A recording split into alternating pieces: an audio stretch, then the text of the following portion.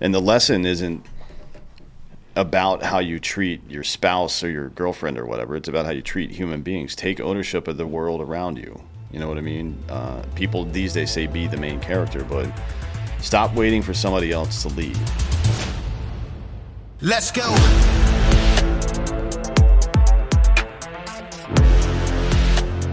Welcome to Citizen. We have a special guest today, author, veteran Benjamin Sledge. How's it going? Great. How are you doing? I'm living Thanks the for dream. having me on. Yeah, for sure. Anytime.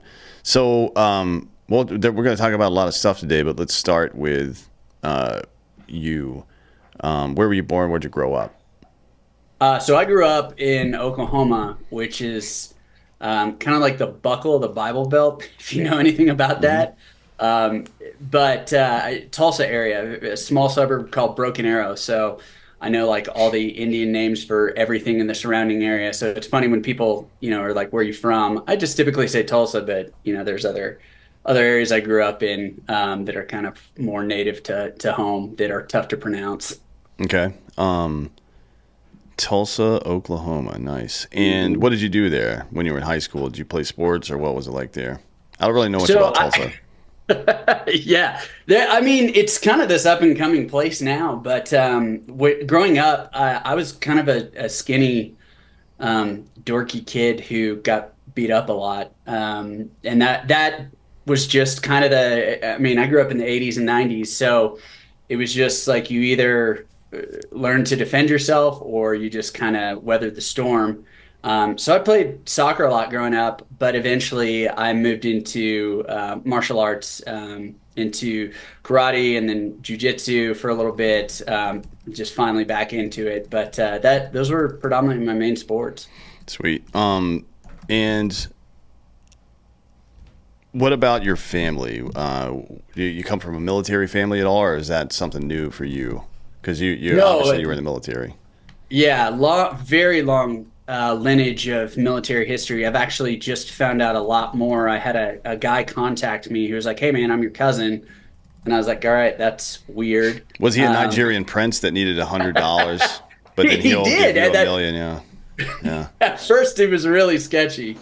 But it turns out he actually is. He's a distant cousin, and the reason he contacted me was he has a different last name than I do. My last name is Sledge. You're not related to Eugene Sledge, are you? Do you know who I that am. is? You are, okay. We'll get to that Yeah, later then. so that's what I found out through him. Eugene Bondurant Sledge, who wrote with the Old Breed, which became the Pacific, is a distant cousin of mine. So the Sledges all descended through one dude who came over in England, and then we have fought in every single major war. My ancestors, who were Daniel and John Sledge, were both American Revolutionary War patriots who fought in the Revolutionary War. John's 7 kids all fought in the Revolutionary War. They were captains during that time period. Then from there, it trickles down to everything from like the Civil War to War of 1812 to World War One. My grandmother, who's still alive, she's 98. Her dad was a World War One veteran, and then her husband, my grandfather, was a paratrooper in World War Two. Which unit? I don't know which unit he was with. He was with 82nd Airborne. And I was with when I went overseas, I was at 3504, so we both have the same combat patch, which was super cool because when I came home, he was still alive. But yeah, he was actually General Patton's Scotch supplier during the war. Funny enough, there's a funny story behind that. Yeah, but somebody's got to do it, right?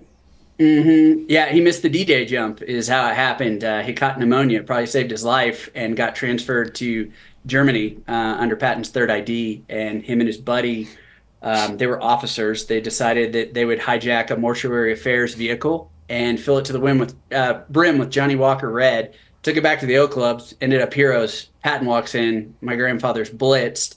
Everybody stands up at the table, and there's some guy asking for whiskey, and he just, very slurry says, "Well, that depends on who you are." Turns around and sees a nickel-plated revolver at the side of his face because Patton's just standing there, and so he worked out some trades to get some tennis balls and tennis rackets for his dudes, and started trading whiskey with old Patton. That works. Shit. Yeah, my grandfather was in the 11th Airborne, which is Luzon. They did that jump back in the Yeah. day. They actually just got reactivated, but up in Alaska. So that's the airborne unit instead of Geronimo. I guess what was that 1506 or some shit like that? I think was Yeah. Geronimo. I don't remember. I was in 2325, 82nd, Okay.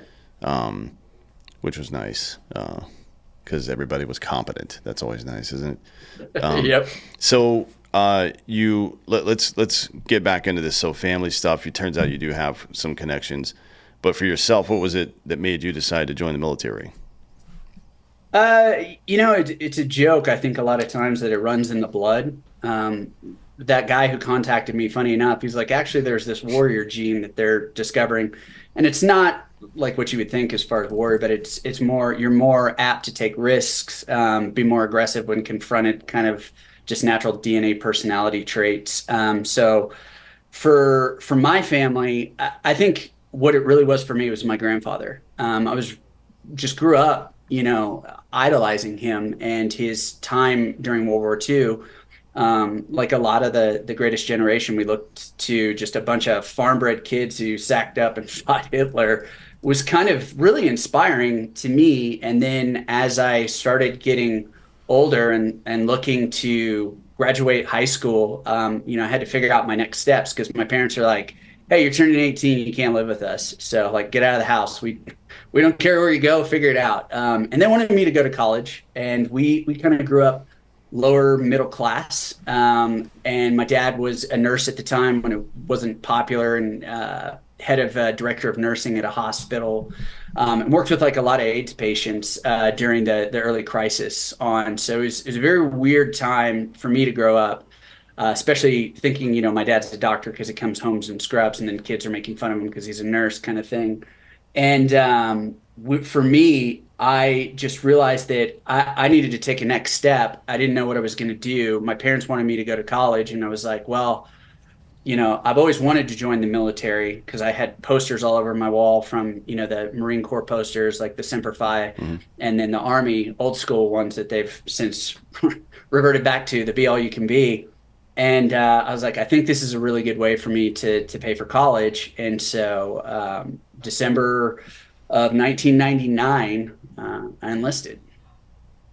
And what was your job when you enlisted? So I enlisted into civil affairs. Okay. I didn't know anything about civil affairs at the time. It just some dude. So I met some dude and he was like, "Man, this is like Army Special Operations." I was like, "That sounds really cool. Let's do it." And I didn't have a freaking clue what the hell they did. But I scored high enough on my was it ASVAB Mm-hmm. that I had that or military intel, and I made a phone call to this CA guy and was like, "Hey, they want me to do military intel," and he was like, "No, do CA." And so that's the route I went and stayed with. And so you did that your entire career? Yeah, How long were you in? 11 years. Okay. What made you decide to get out? Um, so there's a lot. I came back from Iraq dealing with a divorce. Mm. That was not fun. And I literally woke up one day, I was 28, 29, and was like, all I've known since I've been 21 is war, and the unit I was with, I'd moved over to a Army Reserve Civil Affairs unit up in Dallas, Texas, because I was living in Austin, Texas at the time. They were getting ready to go over again, and I was like, I don't know that this is sustainable for me anymore. And so I had also found a job working in geopolitical intelligence, and it kind of scratched the itch a little bit. So I was like, I think I need to get on with my life because, like, at that point, I finished college, I'd done what I needed to do, but it was just I was either training for war, getting ready to go to war, or I was overseas, and it never left much time for me to really have relationships with, my spouse at the time, or even just friendships because I was constantly gone. Hmm. Interesting. I conversely got out because our next two deployments were to be to Afghanistan and Iraq, and they were going to be training local police. And I was like, no, that's fucking stupid. I'm not doing that. I didn't join the 82nd Infantry to go train fucking police somewhere. Uh, and Get a little it was brown beret and call yourself an advisor. yeah, fuck that. No. And it was the end of 2010. It was like the wars are kind of dying. I mean, they were getting ready to surge in Afghanistan, I guess, but that was all dumb. Or no, that was right after. That was right after the surge in Afghanistan. I was like, nah, I'm good. I'm not trying to do that Yeah. bullshit. The Um, surge was crazy. I was in Ramadi during the I surge. was in Solder City then, from like Okay. January '07 to April '08, I think, something like that. So it Okay. was about 15, 16 months. Yeah, I Yeah, did the yeah, 15 month. it was good. That was 6 or 7. It was good. I mean, rough, certainly not the best place in the world. I don't think anybody had been in Solder City since 2005, so it was kind of there's a lot of assholes over there. But yeah, it was. I couldn't stomach staying in and doing something other than what I signed up for. But I guess that's just how it is. Anyway, so you get out in 2010, is that right? Yeah, yeah, 2010, December 2010. And then Or what? wait, no, 2010. Yeah. So Uh, what happened next? so I moved, I got a job. Well, actually, I started hitting like pretty much every veteran stereotype when you get home, like angry, Mm, depressed, drunk. Don't have a place to live, so I'm sleeping on my best friend's couch in Austin, Texas. He's like, hey man, why don't you come up here and stay with me, and we can like figure this out. And I was just kind of a mess. But with time, he really pulled in some influential people into my life, and funny enough, it was civilians who really just helped me kind of bridge that gap and begin finding healing and my own journey. And I mean, it took several years, but I ended up getting a job, a company called Stratfor. It's called Rain now. Started working with a bunch of old spooks and other, guys mm, that were either pipe hitters in the military. They were either Rangers or they were just analysts who were unbelievably skilled, who had spent their entire lives, kind of in the intel world. And that was a really, really fun, really awesome time.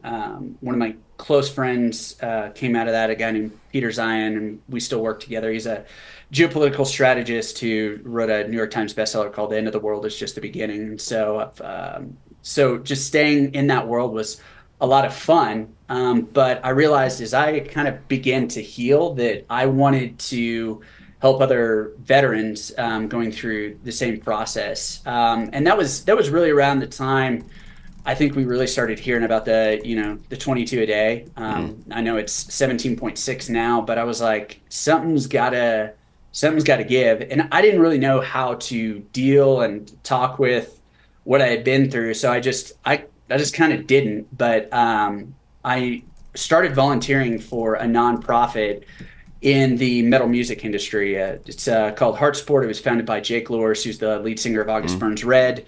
Met him at a concert and we just started talking. He was looking for people that were interested. I just wanted to help. And so from there, I helped him build this nonprofit basically from the ground up. And over the years, we went on Vans Warped Tour. And the thing about the metal music industry is like it attracts a lot of military veterans. mm, Like it's very popular within, the armed services. So he would hear stories all the time and then be like, Ben, you gotta start something, man. And I'd be like, I don't talk about that stuff. No thanks. Kind of, and I would always rebuff him a lot of times. And then eventually it kind of reached a head where I was like, okay, I need to do something. And so I started getting certified in crisis response, trauma care, suicide prevention. I worked with some of the top suicidologists, which is actually a real thing. mm. I didn't even know that that was a position you can have. As far Unfortunately, as it is like, real. Yeah. yeah, and just like how do I take people from like the experience that we were in and then just kind of guide them out. And then in I think it was 2021, I ended up leaving that and just kind of launching out on my own and went into business with Major Scott Husing and started doing book writing. I got a book deal in 2020 with a major publisher and released that. It's called Where Cowards Go to Die. It's won 6 major literary awards at this point. So Really, a lot of my time now is spent just kind of running my own company, and then at the same time, working and doing keynote speeches, addressing the mental health aspects with our veterans, continuing to study along those lines, and then and moving people forward out of that area and into kind of restoration. Because I think the biggest cop out that we have right now is we send our warfighters overseas and we go, "You're strong enough to handle anything over here. Like you are the creme de la creme. Like you can endure adversity, pain, hardship," and then we come back home and they immediately tell us, "Well, now you're too weak to live in a civilized society anymore. So therefore, we're going to drug you to death." And I don't think that that's the solution that we should have for our veterans. Sure, of course not. And by the way, if you that 17.5 number is from the VA, and it's horribly wrong. It's really wrong. It's totally wrong. I'm The so if you include overdoses, if you include alcohol related deaths, and then you include active duty deaths, it's more like 45 a day now, which is that's it doesn't matter if it's 1 or 50, frankly, right? It's got to be stopped. But it is, I think, pertinent. At any rate, I think it's so your progress to me is the natural progress of a well-adjusted, well-intentioned man. I can't speak for women because I'm not one, but for a man, there is some, as a leader, there's some impetus to, once you figure out a problem, to disseminate that information to the rest of the crowd, particularly when it comes to health and lifestyle and shit, right? Like right. what kind of, only an asshole has something and doesn't want to share it with others. As a matter of fact, even the Prophet Muhammad said that if you don't wish for your brother what you wish for yourself, then you can never be a true believer, right? So this is something that spans every possible philosophy and religion that's ever existed in human history. And I think it's a really, like, you talked about, I guess, getting back on track. And to me, that's the track, right? The two train tracks are purpose for life. It's like, Right. all right, well, boil that down. Because we liked, at the beginning, we were like, okay, this is a special case. We're veterans. We have to figure out how to deal with this. But really, it's not a special case, right? It's human psychology. It's the same. It's always the same thing. So, and it's not even just human psychology. Shit, you can apply this to fucking dogs as well. Like an Australian Shepherd that has no job to do is going to be neurotic and anxious and all this shit, just like we were. It just takes on a different kind of, I guess the practical effect is quite a bit different, but in reality, it is essentially the same thing. And it's why Gandhi said, if you want to find yourself, lose yourself in the service of others, right? Like that is age old wisdom. Anytime you feel lost, go find somebody that needs help and help them, right? Yep. And it seems like when you do that, your problems either get brought back into perspective. You're like, oh, it wasn't really that bad, was it? Because other people are suffering quite a bit more than me, and now I've got some perspective, and I know that. I mean, and that's it, that doesn't diminish what happened to you. It just shows you the relationship between polar opposites. Hot only exists because cold exists, right? So we're on this paradigm all the time, and once you have a broader sense of that, then you not only do you know how to manage it, but you know where to go for relief, right? And then you have to disseminate that shit to other people. I think that's a lesson that I think that has to be part of these conversations we have about restoring mental health to people who've been who've been knocked off track, is not just the ability to find perspective and relief, but then the third part, which is to go help the next person, because that's the last puzzle piece in recovery, in my opinion. Right. Yeah, that's step 12 and in 12 step, if you think about it. We carry this message forward to others. And that's really key. And you hit on a very specific topic. Working with both civilians and veterans, they many of them, especially I would say Gen Z, is dealing with a distinct loss of purpose, meaning, and direction. And when you don't have purpose, meaning, or direction, it's easy to fall and spiral. And there's this thing, it's called the Easterlin paradox. It's basically as countries get richer and more comfortable mental health issues increase. And if you look at America, like we are very comfortable, very prosperous. The wolves aren't really at the gate, whereas in other parts of the world, and those of us who've served overseas know it's very much the case. It's a survival. It's a knife fight day to day to stay alive, and yet there's this inherent purpose because they're trying to stay alive. And so when veterans come home, we lose, and especially when we leave the military, and there's this really interesting 2012 study by Gibbons and colleagues that basically states that if veterans, whether they've deployed or not, combat or not, when they exit the military, if they don't find a new unit, tribe, affiliation, faith affiliation, then they're going to struggle the rest of their lives because I really think like did you ever see the original Rambo, like the first one? I'm Oh assuming yeah, you yeah. did. Come on, man. Yeah. So there is something extremely profound in that moment.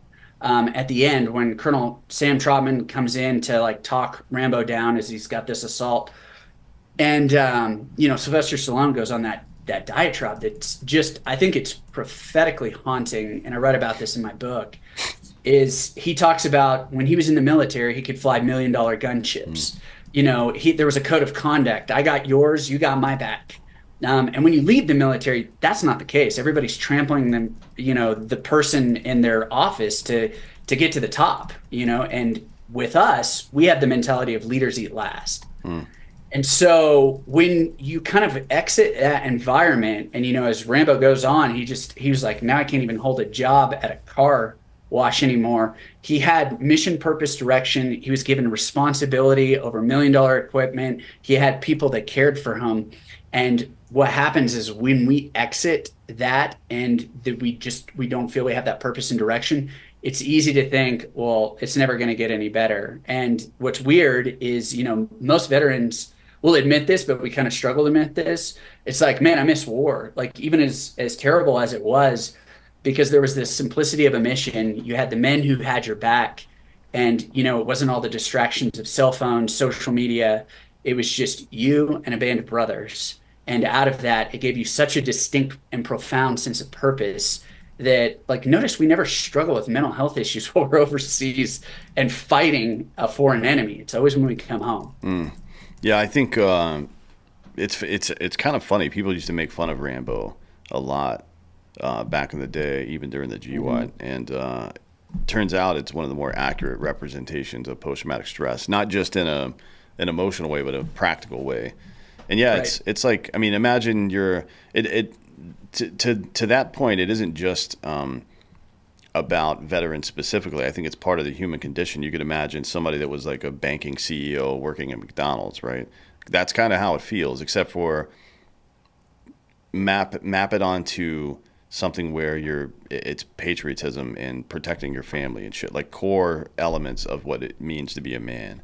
And then you strip that away. It's like, all right, now we've got some work to do. And I don't know how it felt for you when you got out, but for me, like I was so tired of the nonstop bullshit, right? When I was there, I liked it. But once it was over, I was like, oh, fuck, man. It's like just adrenal fatigue, maybe. I don't know what it was. But Yeah. I just wanted to go sleep for a fucking month. And I did nothing for 3 months afterwards. And I caught myself. I'm like, man, this sucks. I got to fucking do something. Otherwise, this is not going to end well, because I was lonely. I was angry and bitter. I was miserable. I was a miserable cunt all the time, just 24 hours a day. I was like, all right, I'm Yeah. not like I am a very stoic dude, but I'm goofy and fun. Like I like to talk shit and have fun and stuff. Like this is not who I am as a person. I got to do something about this. So, um, you know, just getting back into the world a little bit, there's a barrier to entry for that, I think, because a lot of guys want to go to college and like, okay, well, I'm 28 and I'm a freshman in college. This is going to be interesting. It's like being fucking Happy Gilmore, or wait, not Happy Gilmore, Billy Billy Madison. Madison. Yeah, Yeah. which I can see, and that's a problem, right? But you know, there is something to be said for resilience, and I think we've been told, as you mentioned before, it's like, well, you're fucked up, you're damaged, so you're gonna have to go figure out a different way to go through life. It's like, no, not really. You're more resilient than anybody around you, right? You can definitely figure this part out. This is the easy shit, right? I mean, it's hard for us because we're used to constant stimulation, and regular ordinary life is ordinary. That's why they call it that, right? You can't be fucking pinging all the time. And I know a lot of guys supplement that with action sports or jumping out of planes or whatever. I mean, fucking do it. If that's what you need to do, do it. But you do want to find you do want to get back to a position where you can, and I'm not saying to be a shiftless layabout or anything, but you want to get back to a position where you can fucking sit quietly with your own thoughts and that not be a problem, right? Because Right. most of your life, particularly once you get married and have children or whatever the fuck else, or just in business with your business partners or your coworkers, most of life is going to be sitting around not talking, right? I mean, that's the vast majority of life. 95% of communication is nonverbal. You've got to get back to that point where you're comfortable there. And I wonder from your perspective, when as you've gone through the paces of this yourself, and also from a therapeutic side during in the work that you've done, have there been, what, I guess if you were advising somebody on, they just got out of the military and now got to go reintegrate, I got to go find this thing, I got to go do this stuff. Is there a particular pathway that you recommend for folks? Yeah. So this is the thing. I've been in conversation with one of the guys. He's in my book, and we've been talking a lot about his life right now because he's continued to struggle. And I'm like, hey man, you are totally isolated where you're at. I'm like, you don't have a community. It's like you wake up and you go to your job, and then you come home and it's Groundhog's Day. And if you cannot find a new community, that's where it's going to hit you. So, what does that look like? So for me personally, like that can be for one of mine. A friend of mine started like taking me to church, and I just met these guys that I just really connected with, who understood me on like a deep level, who had been through some crazy stuff themselves. So that's a faith identity aspect. Jujitsu or some type of combat sports or whatever, to where there's a community there that's inherently built in. That's another great opportunity. If it's intramural sports, you have to find some sense of community, because if you don't, then you're isolated and you're alone. And the human condition is we're not meant for that. And I think that's why there's such a rise and an increase in mental health issues specifically is everybody has their face buried in their phone. You go look around anywhere, and it's just parents at the park, and that was something that I had to recognize with my own kids, just being like, I don't want to be that guy that just sits here and just endless scrolls, and even though you're around people, you're kind of alone together. And so that, like you were talking about, communication is nonverbal. You have to have that eye contact. You have to have some type of physical intimacy with somebody, to create that human connection and that need that we all have within one another. And I think this is why you're seeing a rise in just different types of sports that are growing, or even there are bars and coffee shops now where they're like, we just turn the Wi-Fi off, man, because we want people to talk to one another, which I think is a great method. I know one of my favorite places to go to. You guys are out in Austin, right? Mm-hmm. I think Austin, Texas. Yeah. Yeah, so was to go to Radio Coffee after 5. Mm-hmm. It's down south because they just cut off the Wi-Fi, and so you're forced to talk with the people that are there. Now, granted, you can get on your cell phone and do dumb stuff, but people aren't working there, and most of the time there's like live music or something cool going on. So that was, for me, a huge and influential step, was finding that sense of community. And then you have to redefine, what your purpose is. Your purpose was your purpose while you were in. From there, I think this is the thing that a lot of just people in general, but especially veterans, is like there's intrinsic purpose, and then there's kind of external. So like I can say, my purpose is to be a writer, right? But then that may not be your purpose, but you also need to kind of figure out like what's your purpose as a human being. And that's a question a lot of people don't ask anymore. And it's kind of why I'm mad about like colleges and even my kids' schools, like not teaching the arts and humanities anymore. It's like questions that like I had to wrestle with, like reading everything from Plato to Aristotle to Kierkegaard to John Stuart Mills to Albert Camus and Jean-Paul Sartre. Like philosophy, a lot of times you have to wrestle with the question of what does it mean to be human and why are we here? Sure. And if you just constantly numb that, it's not going to lead you to eventually figure out like what am I here for and what am I designed to do. So you have to find that internal purpose and the external one to kind of mesh the two. Because for me, I found that in a lot of the philosophy that I read, and I took a page from Jason Everman, who is a Army Ranger, and then he became a Green Beret. He played in both Soundgarden and Nirvana, and got kicked out of both those bands, and then went into the military. And then after he got out, he started studying philosophy at Columbia, and he was inspired by a Renaissance icon who said, "A well-rounded man is a warrior, an artist, and a philosopher." And I really liked that. And I Yeah. think that for I can speak to the masculine soul, I can't speak to the feminine soul, but I think for men, that's a really important thing. I think a well-rounded man has that warrior aptitude. He's somewhat of a poet too, but he's also a philosopher, and he knows why he's here and what he's doing. Yeah, I mean, you're describing. Uh, yeah, I think that would be just a generalized masculinity. It's like you were talking about intimacy and connections and things like that. And I think the physical and emotional connection with other people is kind of what keeps you in the game psychologically, right? Hmm. All the chemical and electrical stimulation that happens in your brain as a result of the way you go through life, like hormones and things like that. They developed as part of evolutionary biology for a purpose, right? Which and the purpose is to use strength for its intended purpose, and that is to Hmm. provide for and protect, right? At least from the masculine perspective. Um, and then I think about just you're right. People think when they leave the service, their purpose is gone, right? And I think that's a mistake. I think that's just a mistake in translation, really, because what you should be thinking about is distilling the idea of purpose to the lowest common denominator, right? Like in the military, it's obvious: we protect and defend, we fight, whatever the fuck, right? But it isn't. That's not the purpose. The purpose is to provide for and protect. Masculinity is that's its purpose. So that's something that you can continue to do regardless of what your position in life is, and something you should do. Something not only that is going to benefit society but benefits you greatly as well.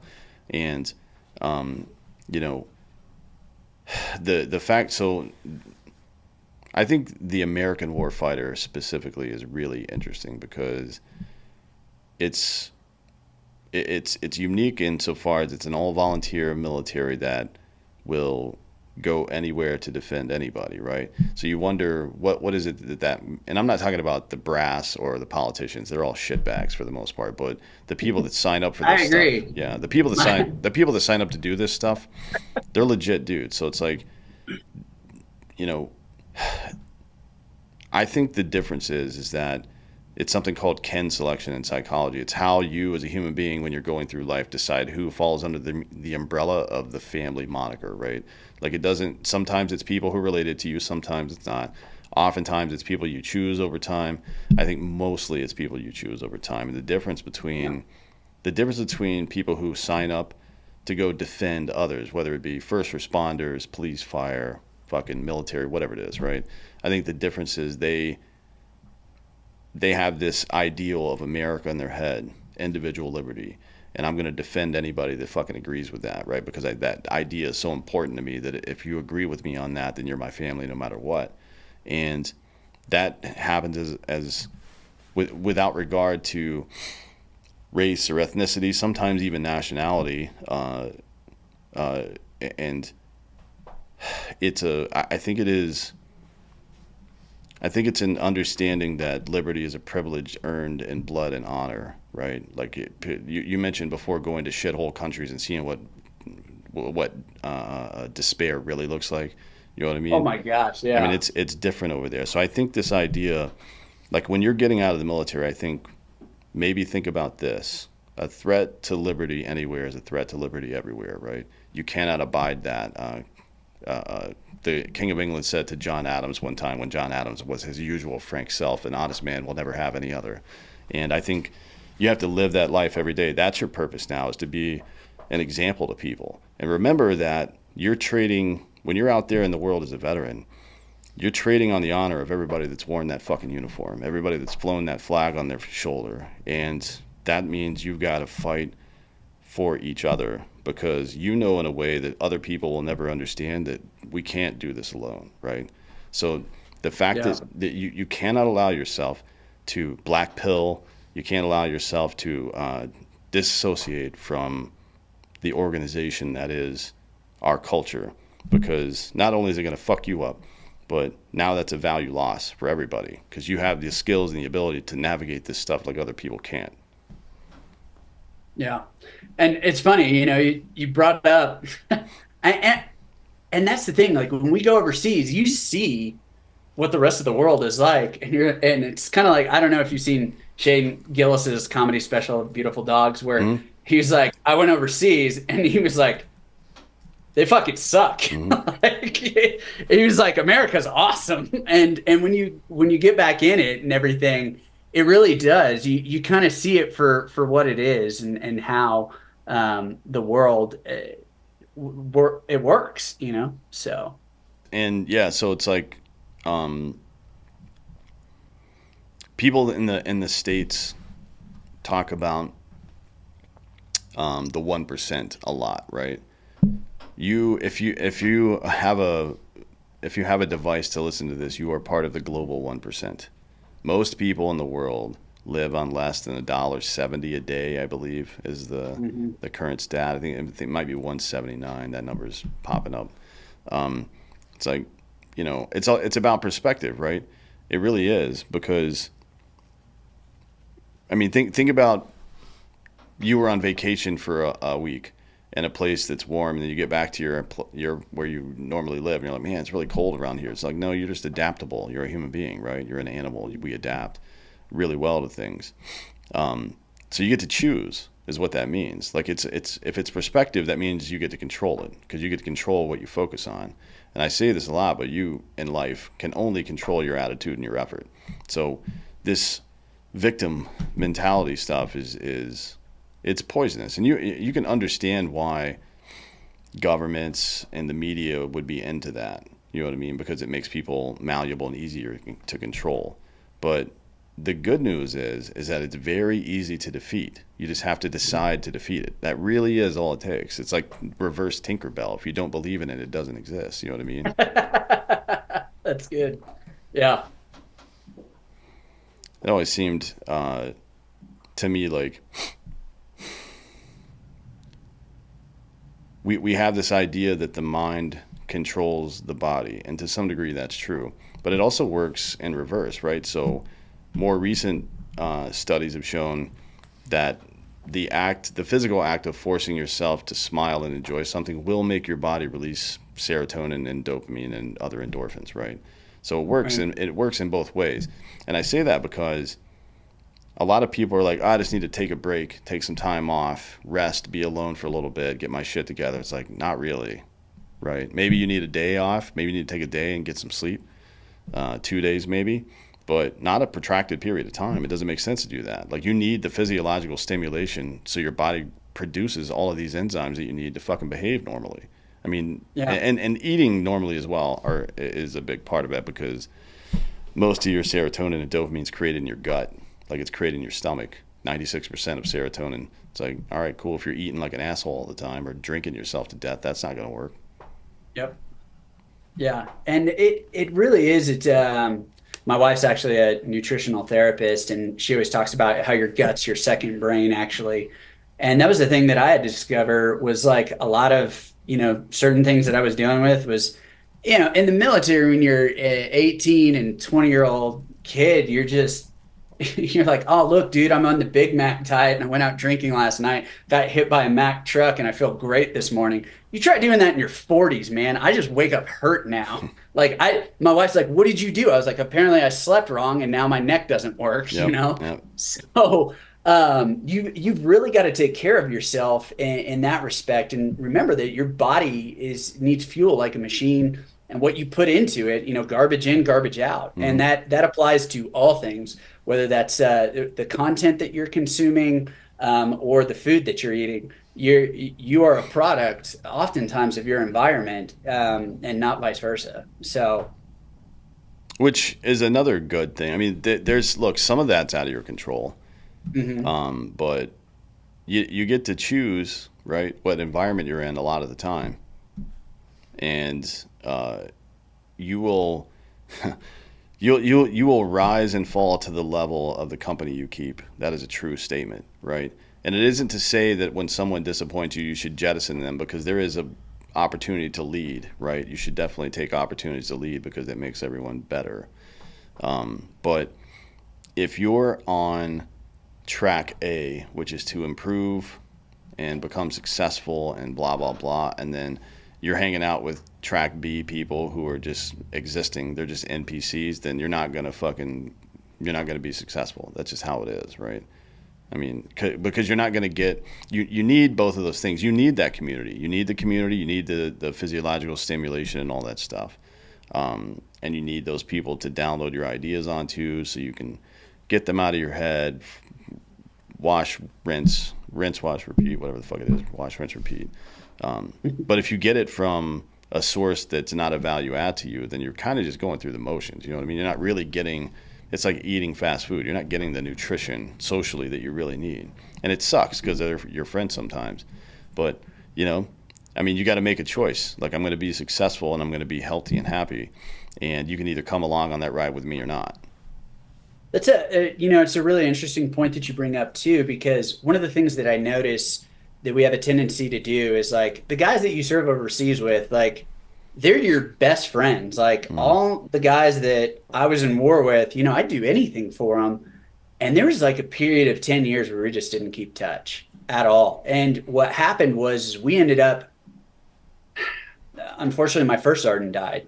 And he led our team during the Battle of Ramadi, from 2006 to 2007. Like, even got cancer while he was over there, and then he had a second bout of cancer, esophageal. I tend to think it's because of the burn pits and stuff and a lot of what we were exposed to. But all of a sudden, I kind of had this epiphany. Like, we weren't talking to each other, and these were the guys that had brought me up, especially one of them, my friend Paul, had brought me up from like a young, dumb private. I was out doing dumb. I was being a private. Joe's gonna Joe, Mm.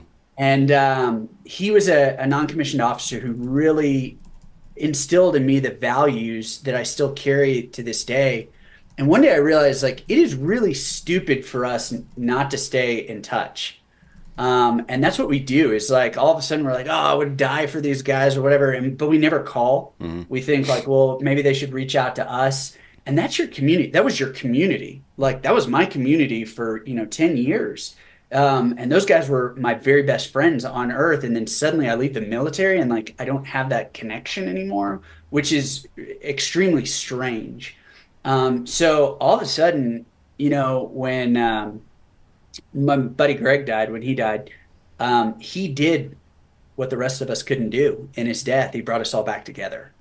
And that changed everything for me. And so now I'm in contact with those guys all the time, because a lot of the guys imparted into me things that, and they're older, they're more mature. My buddy Paul, he made it all the way up to E7 as a sergeant first class, and now he's about to pick up lieutenant colonel. He's still serving.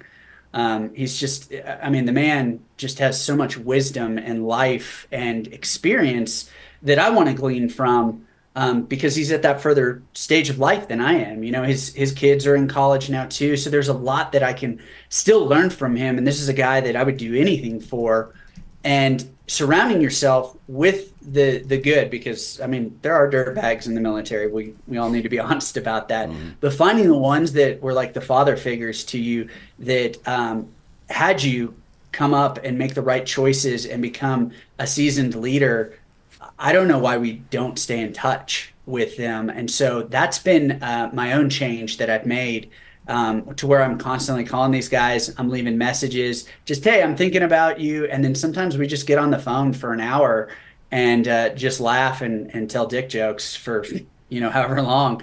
And it's one of the most therapeutic things to my soul, but it also puts leaders that I respect still in my peripheral vision, so that I'm continuing to grow. Well, what do you think something what's a piece of wisdom that one of those leaders has imparted to you that stuck with you?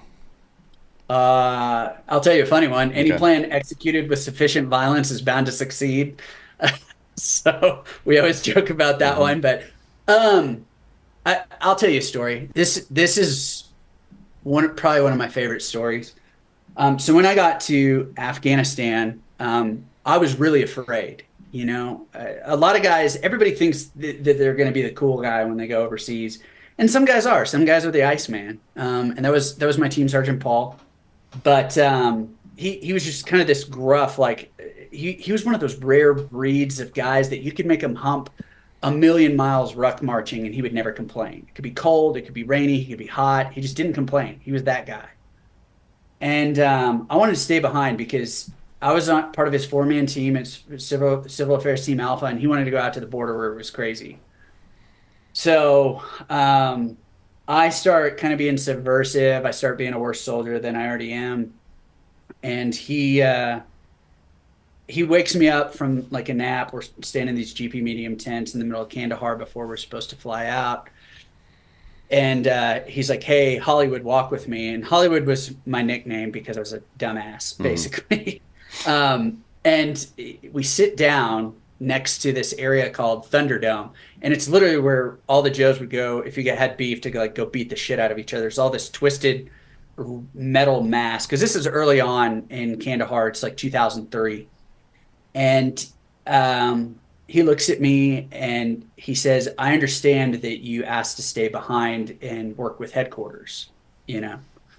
And I was like, "Yeah." And like at that point, I can't even look at him. And he suddenly drops the stoic sergeant and he kind of takes this dad voice and he goes, "Hollywood, I'm afraid too." He said, "I'm afraid that, wherever we go, I could end up leaving my spouse a widow." And he said, "And my daughter is a mere 2 months old, and she grows up never knowing her dad." And he said, "But I want to tell you this." He said, "Courage is doing the right thing even when you're afraid." And he said, "Tomorrow we're all going to get on this chopper. We're all going to be afraid together, but we're all going to make it home together." And he said, "But I need you." And then he just put his hand on my shoulder and then walked off. And it gave me the fortitude to go out there and then just really excel and get used to combat operations. And I even got wounded in action while I was out there. It wasn't. He was like, "Hey, we're all gonna make it home," and I was like, "This didn't go according to plan." And like he was, when I would talk about how I was afraid, he'd be like, "Well, don't die." He was like, "Adopt that policy, just don't die." He was that guy. But I just still remember him taking the time to talk to a 21-year-old kid, put his hand on my shoulder and say, "Courage is doing the right thing even when you're afraid." And I think a lot of people forget that like you can be afraid and still do really brave things. Hmm. But the cowardice that's in you, like literally has to die. Otherwise you're going to die a coward. And like, that's kind of the premise of my book, is what I had to discover in my own life, is that for a lot of us, there is an inner cowardice that wants us to stay stuck, that never wants us to grow, that never wants us to evolve and become the human beings that we're meant to be. But if you want to become the human being that you're meant to be, then that inner cowardice has to die, because either one way or the other, a coward has to die. That inner cowardice dies, or you will spend the rest of your life being a coward and you die as one. And that was really for him, letting me know that it was okay to be afraid and still do the right thing. Yeah, sure. Yeah, I mean, and by the way, that cowardice isn't just about war or physical danger or Mhm. anything like that. It's Yeah, and about, that's what I talk about. Yeah. yeah, it's like, well, 98% of new businesses fail within the first 2 years. All right, cool. Is that going to stop you from doing it? Right?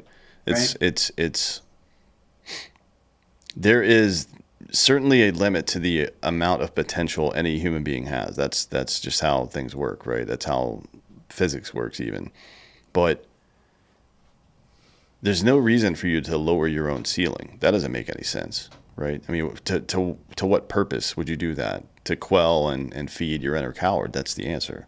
And how could that possibly have a net positive benefit for you, your family, or your country? It can't, right?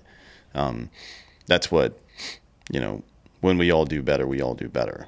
Right. And certainly you trying your best is going to be a benefit to everyone around you. And you choosing not to is going to be a net negative for everybody around you. It's, you know, it's, I think it's like taking these weird forms now, though, because it's becoming anti-biological. They're like, we have this whole generation of young men that can't look women in the eyes anymore and have a conversation with them, right? It's like, all right, man, you got to fucking, life's scary, rejection scary. And you, if you look at the data, it's, what are women afraid of from men? Usually it's assault of some sort, right? Because we're bigger and stronger. But what do men fear from women? Usually it's embarrassment. That's Yeah. usually the answer. It's like, Embarrassment and rejection. yeah.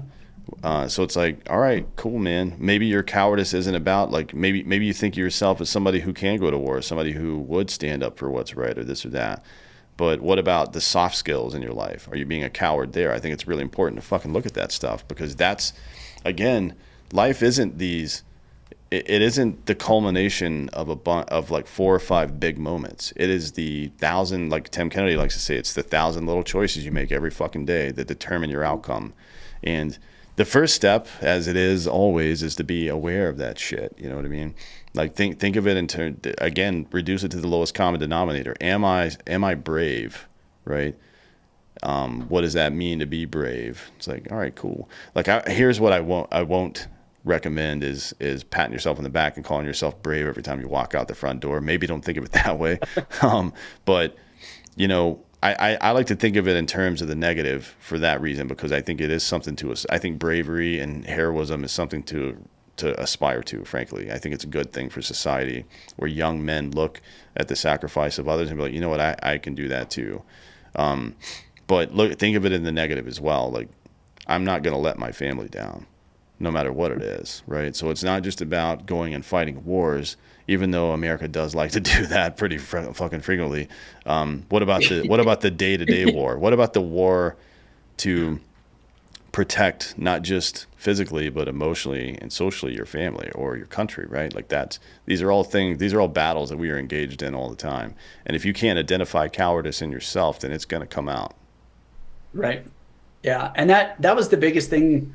And it's why I wrote my book the way that I did, and why I called it Where Cowards Go to Die, because I just realized there were a lot of areas that I had left unturned and that I needed to heal from. I didn't want to talk about war. I wouldn't talk about my time overseas until like 2016.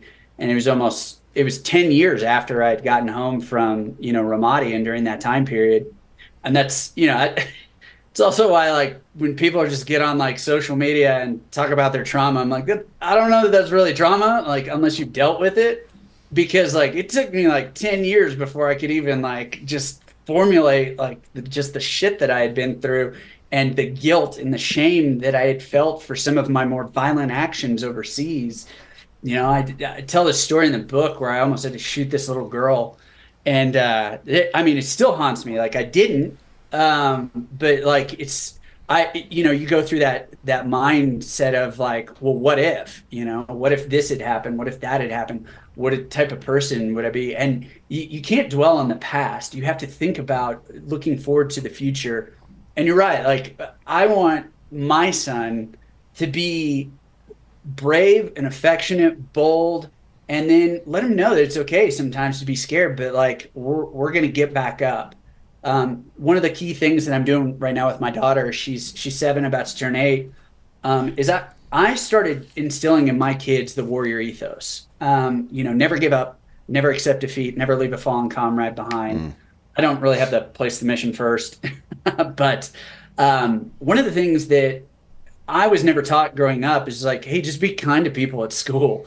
It was just kind of Lord of the Flies environment for me. I was like, just everybody makes fun of each other, and you're always ragging on somebody for having mm, like one nut or whatever the reason yeah, is. yeah. But I told my daughter, I said, there's stuff that's going on in kids in your class, like home life, that you know nothing about, and that might be why they're acting out, or they just might be having a bad day. And so, I told her the story of so the day that I got injured, I was injured with my best friend, and I had to run out, and I was really afraid. But we have it beat into us that you never leave a fallen comrade behind. And I said, look, you don't leave your friends behind. I said, even when they do dumb stuff and they've hurt your feelings, I was like, or, other people are making fun of them or whatever it is at school. I was like, we don't leave our friends behind. And so I started instilling that in her. And one of the proudest, I think, parenting moments that I had was when she came home and she was talking about how all of her friends got annoyed at this other friend of theirs, and they all just walked off the playground. And she noticed her friend was crying, and she remembered my words. She said, "We don't leave our friends behind." Mm, And so she went back and comforted her friend, and then brought her back into the group and fixed everything. And I was so proud at that point. I was like, whatever you want, ice cream, pedicures, yeah. But I think when you begin to instill that sense of like, okay, this is going to be hard for you to do the right thing, but these are the reasons why we do it, and because they matter, it makes more sense. And so we have to really evolve into like if we want our society to look like the kind, compassionate, but also brave and strong men and women, then we've got to be the ones to lead that charge. And I think veterans have a really distinct opportunity to do that. That's why we're so highly sought after in work, is because we have these values trained into us, loyalty, duty, respect, selfless service, honor, integrity, personal courage. Doesn't mean that every soldier is going to follow it, but it is built into that category. And the one thing that I have discovered, even in my own life, is I have a responsibility not just to my kids and my wife, to mentor and to protect it, but it's also to shape other men around me. And so now that I live here in Colorado Springs, I get to meet a lot of active duty guys, and I've had the honor and opportunity to mentor a lot of them. One of my friends, he wanted to go the civil affairs route, so I helped prep him for selection in the course, and he made it through. And then just talking about my life experiences and what I've learned over time, because if we're not mentoring young men and doing that process, then we're failing a generation of men. Yeah. Yeah, I think of to your point about responsibility is what it is. I think of an argument between like a man and their wife or girlfriend or whatever. Do you not open the door for her now? It's like, yeah, of course you do. You're a Yeah, goddamn you man, do. and that woman is your responsibility, right? And the lesson isn't about how you treat your spouse or your girlfriend or whatever. It's about how you treat human beings. Take ownership of the world around you. You know what I mean? People these days say be the main character, but stop waiting for somebody else to lead. That because it's not coming. That ain't coming, man. There aren't a whole lot of leaders out there. That's just how life works, though. It's not. It's not that people are necessarily deficient. It's that they're busy or not interested or whatever. So if you're waiting around for somebody else to lead, that's bad news for everybody. Like if that's even ticking in your head, that means you need to step up because you're aware of the situation. Like that's bullet point number one. In the absence of leadership, lead. That's one of the pieces of advice that I give to people. And one of the things it comes from is my time in the 82nd Airborne with regard to something called little groups of paratroopers. For those who weren't in airborne units and don't know what that is, drop zones can be quite chaotic. as anybody that's watched Band of Brothers would know, right? I mean, it didn't go well, and it never does, never will go well. So a little group of paratroopers, what is that? You hit the drop zone, and you're assigned to a company, a platoon, a team, or a squad and a team, right? So you've got people you're responsible to, but in the chaos, before you meet up with all your people, you're instructed. It's one of the first things you're actually taught in an airborne unit. You're instructed to find 2 or 3 other dudes and go fuck up shit for the next 30 minutes. Like kill everything you see for the next half hour or so, and then go link up with your unit, right? And it's part of what you talked about, violence of action. But I like the example because it is a very mac or a micro level of like alpha type human psychology, right? Like think of when you first take your dog to a park and everybody's sniffing around and they all decide who the alpha is, right? That just happens all the time. Now we designate it to some degree by rank in the Army, obviously, but what happens when 4 privates are standing there, right? Somebody takes charge every single time. I've seen this time and time again. I've witnessed it personally. It's the E4 Mafia that's in charge. A lot of times it is the E4 Mafia, yeah. But somebody will inevitably rise to the level of leadership, right? Because we know we need to. The problem when people get back into civilian life is they don't carry that with them. But that is true always, no matter what the situation is, no matter how benign or corrosive the situation might be.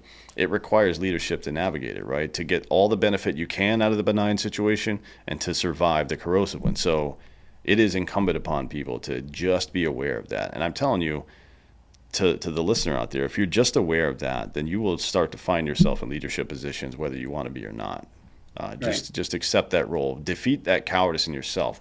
The coward voice that's telling you, I don't want to take charge. Who am I to take charge? Like, who are you not to? Who are you to stand there and do nothing, right? Like, you've got a responsibility to the people around you. So I like the book. I like the fact that it addresses this stuff, not just in a military context, but across the broader spectrum of human civilization, right, to be honest. Yeah. Yeah. And that's, it's difficult, you know, it's, and that's what I really wanted, I think most was, if you think about the GWOT, you know, the Global War on Terror, it's the longest running wars in U.S. history. I mean, it beats everything by a landslide. Like, I mean, it's kind of silly when you think about it. It's like Vietnam's like 7 years, maybe 9 if you want to call like the early stuff. But we're talking 20 years there, and you have a bunch of guys that are on repeat back to back to back to back deployments. With an all-volunteer force after 9/11, and you have 2, wars going on at the same time. It's not a conducive environment. And I think about my grandfather and even my wife's grandfather who was in the Pacific, and it's like they did their, year or however much it was, and then they were done. And for us, it was like, I don't know when the next one's gonna kind of come along. And so you literally, when you look at the numbers, 0.86% of the United States population, less than 1%, served in the longest running wars in U.S. history. And it kind of ostracized us in a major way. And I was like, man, all of us complain about like how civilians don't get us, they don't understand us. I was like, but I want to be able to create something that, one, the veteran goes, this was my experience, regardless of who they are, where they served, whether they were, on a tow, if they were a Marine Corps grunt, whether they were CB, or whether special operations or just infantry or whatever it is. I wanted him to read my book and go, yeah, that was my experience. That's what it felt like. That's what war felt like. But then at the same time, I wanted civilians to be able to step into the shoes of what we went through, to really grasp and understand, like, well, you guys just got to check out for 20 years. Like, and when people ask me like, well, do you believe that you fought for freedom, in Iraq and Afghanistan? I know what they're asking. And now I say yes, but not in the way that you think. I fought for your freedom to be aloof and checked out and there not be to be a draft. Like you guys got to go on living your lives and not have to deal with the ramifications of what we saw and what we did overseas. Like there was no draft, everything was hunky dory back home. There were no terrorist attacks. We kept the enemy on foreign soil for 20 years and we did a good job doing it. And so because of that, I want them to understand our experience, and it's uncomfortable. But that it goes back to that idea of, well, okay, if I'm a civilian and I'm reading this book, how do I get challenged based on like military principles? And so for me, and exactly what we're talking about is having them step into our shoes, kind of grasping that a little bit more, but then challenging them to like, what is it in your life that is the cowardice that ekes in the human heart? Because there's something inside each one of us that we're putting off, that we know that we should do, that we're not doing, and giving them kind of that aspect to see through the warrior lens, but also challenge them to take that next step. Yeah, it's a good message, and it is one that I think translates to both worlds. I don't think it's unique to being. I mean, it's more extreme in the veteran community, certainly, right? Because most people don't have they don't have consistently life-threatening situations for them. Like most people don't until, well, I mean, obviously everybody dies. So technically being alive is life-threatening, but not in the way we're talking about, right? So like first responders and military, it's a different kind of situation, but the lesson is the same, right? I mean, it is at its core a situation to be navigated in a principled way, and the reason we've developed these principles is through observation, what works best. It isn't a moral judgment necessarily. People get hung up on this stuff. Well, who are you to tell me what to do? I'm just telling you what works, motherfucker. Relax. You know what I mean? People get kind of tuned up about that stuff, but it really is the reason you mentioned before why a lot of businesses want to hire vets. It's also why a lot of vets are out there in the space, kind of without a whole lot of business experience, teaching people critical skills that will contribute to being a better business person. But it will also contribute to be better at anything, right? These are just fundamental skills. So I like that stuff. And then you have this other company, Hammer and Quill, I believe it's called. Is that right? Yeah. That's my business. So I'm kind of weird. It's same thing. I started risking a lot. When I stepped out of the corporate world. So Hammer and Quill, I run my own graphic design, web development company. I do a lot of work for that.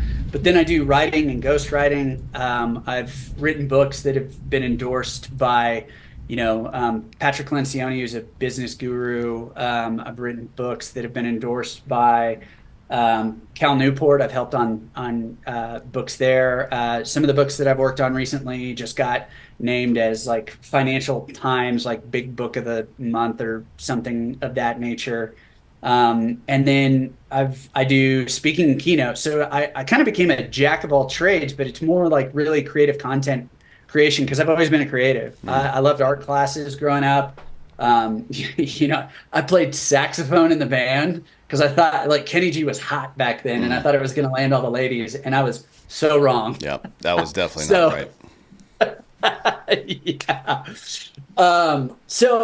Yeah. And then a lot of it is the veteran space too. It's like, how do I converge all these worlds? And so do speaking and keynote presentations to a lot of different places. I got to speak on stage next to Tim Tebow last fall. That was a lot of fun. That dude is huge. If you've never seen him in person, he's a big man. Like, yeah, I'm a big dude, but I was like next to him, I was like feeling insecure now. But it's been fun to be in those environments and talk about the challenges and struggles that veterans face, but also challenge civilians like, how do you hire us? How do you integrate us into the workforce? I'm actually going to be doing an event on May 29th with this was bizarre. QVC. Do you know who they are? They're like the ones that are like shopping network. The late night shopping, yeah.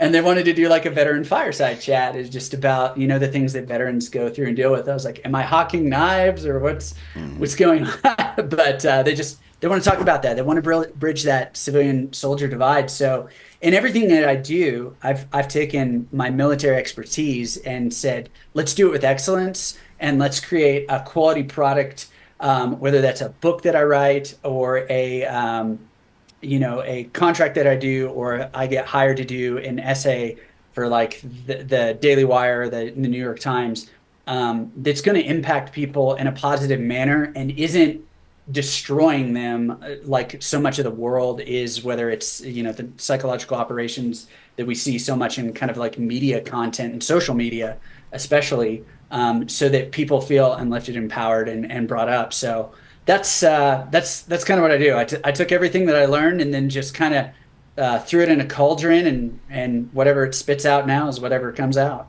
Sweet. Well, yeah, I like it. I like it all. I like the book. Go check out the book, Where Cowards Go to Die. It's available everywhere, obviously on Amazon as well. Audible too. They have a Audible, great yeah. voice actor. Yeah, who is the? Actually, let me click on it. I like to see who the. Bradford Hastings is his name. He's done like Marvel and Star Wars and some other um, big name Oh yeah, yeah. audio narration, but he does a great job. The only thing is if you're hearing this and you hear my voice, I'm from Oklahoma. I don't really sound like it sometimes. I definitely say y'all and whatnot, but everybody in that book sounds very hick. So that's my one complaint. It's on brand though, right? I mean, technically. Where Cowards Go to Die. Go check out the book and tell everybody before we get out of here. Tell everybody where they can find you if they need to get in touch for any of your services. Want to book you for speaking or whatever. Yeah, literally, you can just Google my name. If you Google Ben Sledge or Benjamin Sledge, everything that pops up is me. BenjaminSledge.com. I'm on all social platforms, LinkedIn, the whole nine yards. And just Google's the easiest way. Great. Well, thanks for coming today. I appreciate the conversation. It's been great. Like the book. Everybody go check out the book. Thank you for coming. And we'll do this again sometime. Thanks for having me. Yes, sir. And thank you all for listening. This has been Citizen.